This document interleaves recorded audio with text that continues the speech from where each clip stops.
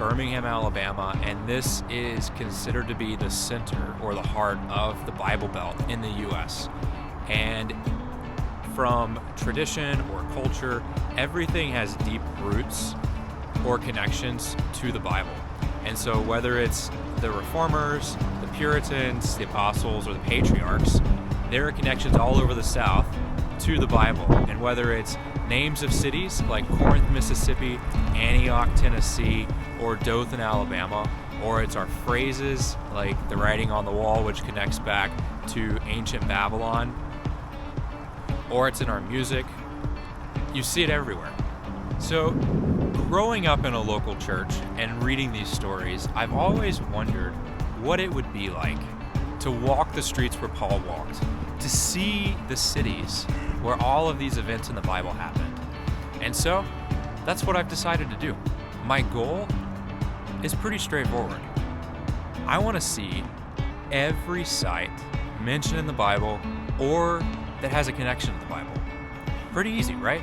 So my quest has already taken me from the mountains of Sinai to the rocky seashores of Lebanon to the deserts of Iran, from Damascus to Athens, from Genesis to Revelation. I want to see it all.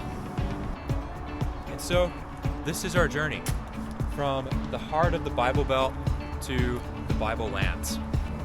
So we're packing our bags and we're heading to Greece to see the ancient city of Philippi. And yes, I am talking about that Philippi, the one that received a letter from Paul, the one that has significant seismic risk, high apostolic activity, and is known for its unlicensed fortune telling. So sit back, buckle up, and let's head to Greece. So we are starting our morning off here in Thessaloniki, and we are heading this morning to Philippi, which is a city that Paul visited in the book of Acts, and that's also where he wrote his epistle to the Philippian church. And then we are also heading to Kavala, which is the port city of Philippi. And then there may be one or two other small towns we visit, just depending on how much it rains, which I'm hoping we can get to Philippi before the bottom falls out. So here we go for today. So we finally made it to Philippi. Stopped raining. It was raining the whole way here. We went to the museum behind me first for a few minutes while it was still pouring, and you can see there's a bunch of tombstones in the parking lot, and you can see the mountain from clouds. But we're about to go park over at the theater in case it starts raining again, so that we can go grab something to eat and then come back later. So the museum is 10 euros a person, and then the site itself is 10 euros a person. So we're about to go check it out. I think I've got the stick shift mastered now. I think you're a menudo. A menudo? What's that? You don't know how to drive. Menudo is the soup, right? No, menudo es la sopa. Menudo is you not being able to be a good driver. Well, I am the best driver.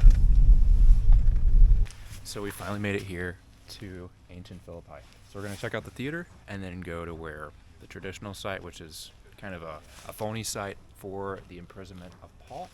And then we're going to check out a couple other cool things. So let's go.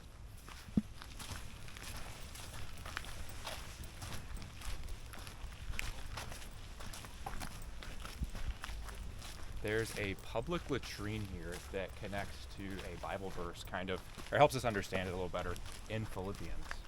And so, on the lookout for that too.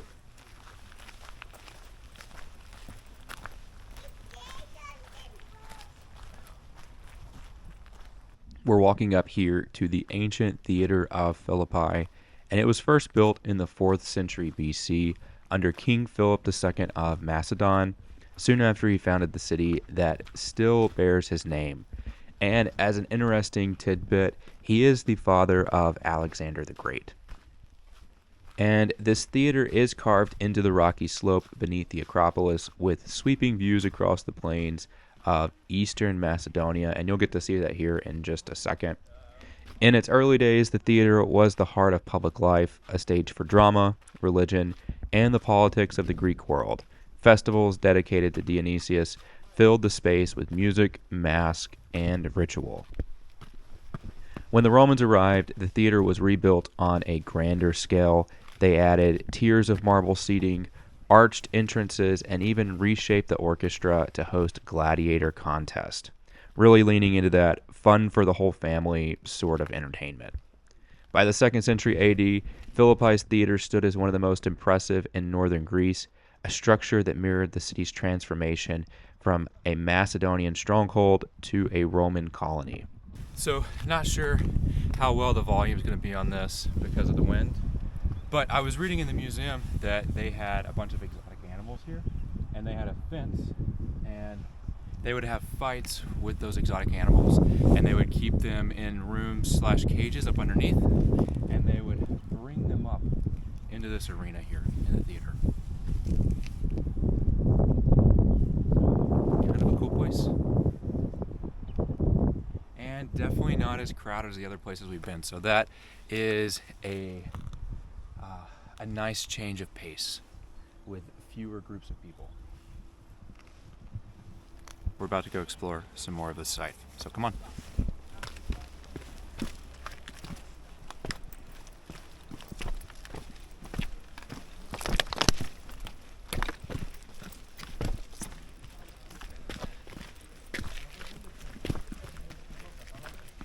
So we're here at the Forum here. So this was the center of life in Philippi, and really cool spot. Like, I almost feel like I'm getting goosebumps being here. And so when Paul and Silas came to town, they were followed around by what the Bible calls a demon-possessed slave girl, and she just kept following them around, shouting the same thing. And finally, Paul had had enough, and he cast the demon out of her. And this girl, she made a lot of money for her slave owners because she prophesied. And as soon as Paul cast this demon out of her, she lost that ability. So as you can imagine, her owner was not very happy at all. And this ended up causing an uproar here. So they dragged Paul and Silas to the marketplace. And then they ended up getting thrown in jail. There is a traditional site, you could call it, of a jail, which is right over here where all these people are behind me. You can see over here. Really, it's a cistern. But for centuries, maybe over a millennia, people thought it was the site where Paul and Silas were in jail. And so they ended up letting them out, and they realized afterwards that they were Roman citizens, and they did not treat them properly as Roman citizens because they were afforded additional rights. And what's interesting is they just took their word for being Roman citizens. And the reason for that is because the punishment for falsely claiming to be a Roman citizen was death. So you didn't have too many people claiming to be citizens when they weren't. So we're going to walk around, check out this place. I'll show you where the market is. But this is the site where they would have been brought before the leaders here to then be thrown in jail. And somewhere here, probably not here if I had to guess, but somewhere here they were thrown in jail. And then there was an earthquake, and they were released from their chains. And the centurion that was guarding them almost committed suicide, but he didn't because Paul and Silas were still there. And because Paul and Silas were able to share the gospel with him and his whole family became believers. And so this is a really cool site.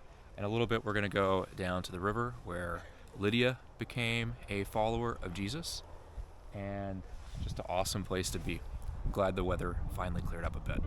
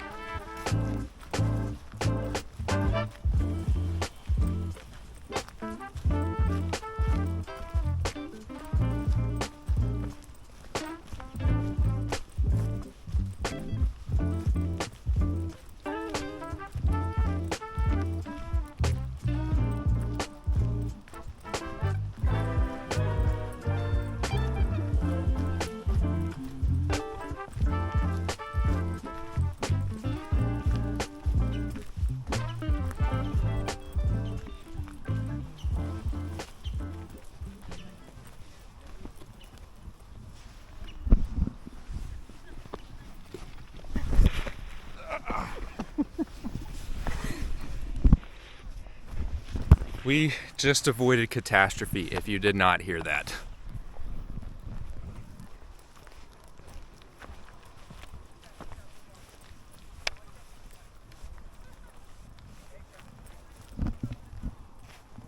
How cool is this? We're going to come out here in just a second and walk where Paul would have walked. And this is the Agora of Philippi.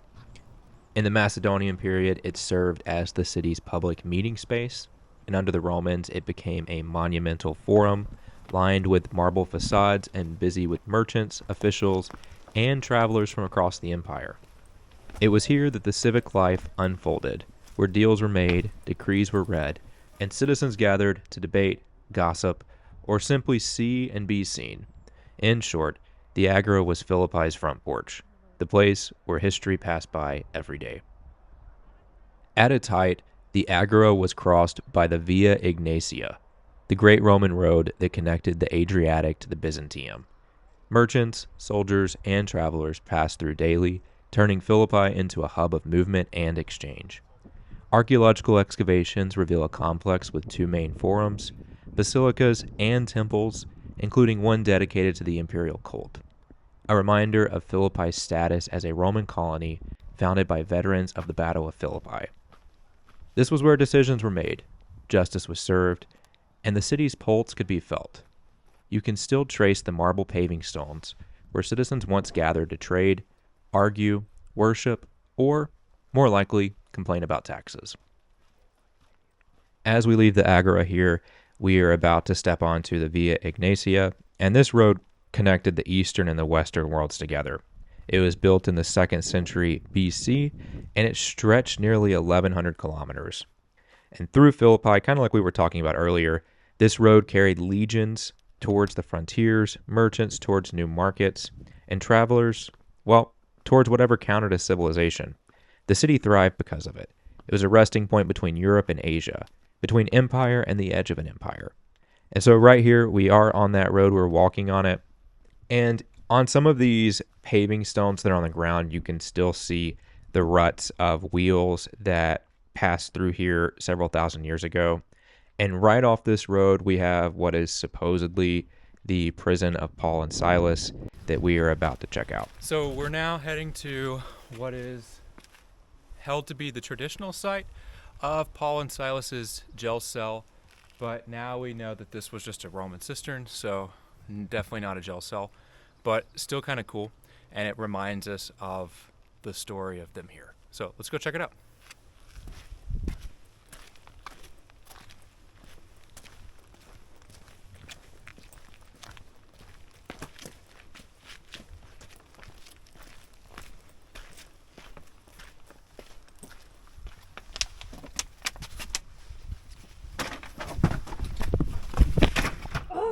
What the heck? You cared more about the water than me.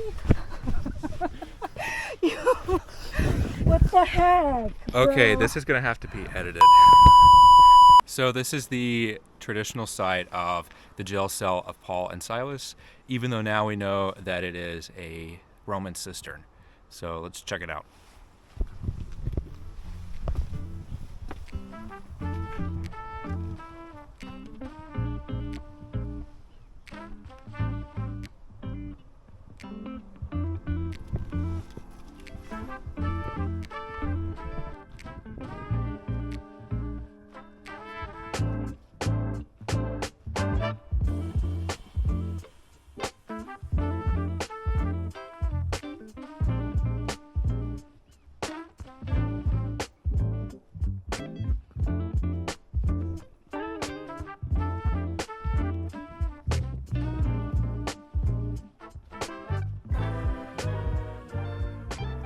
So here we are at the Octagon. It's one of the most distinctive monuments of early Christian Philippi. It was built in the 4th century AD, and it was part of a complex that included a bishop's residence, courtyards, and a baptistry. It marked Philippi's transition from a Roman colony to a Christian center. Its unusual 8-sided plan symbolized regeneration and eternal life, a form favored in early Byzantine religious architecture. Archaeological studies show that the octagon went through several construction phases, from the original church under Theodosius I to later additions in the 5th and 6th centuries, including these beautiful mosaic floors that you see here. The site was still in use until the 7th century when earthquakes and invasions led to its abandonment. So we're here at the last site we're going to see in Philippi, and so really cool connection to the letter to the Philippi church here in the city. And in chapter 3, Paul says that he considers everything a loss compared to the surpassing worth of knowing Christ. And he says he actually considers it garbage. And so the word there is a little crude that he used, but the Philippians understood it very well. And it translated to dung. And so for them, they had a bunch of these public restrooms like the one behind me that you can see.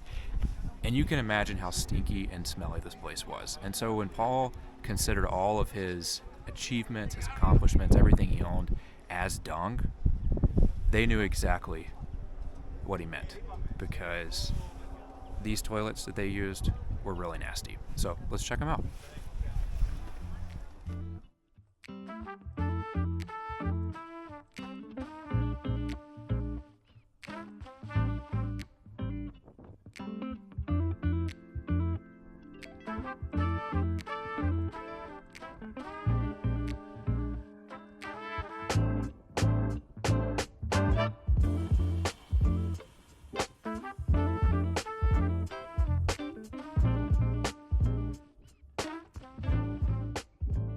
So this wraps up our tour here in ancient Philippi. If you enjoyed this video, don't forget to hit that subscribe button down below because it helps me continue making content just like this video.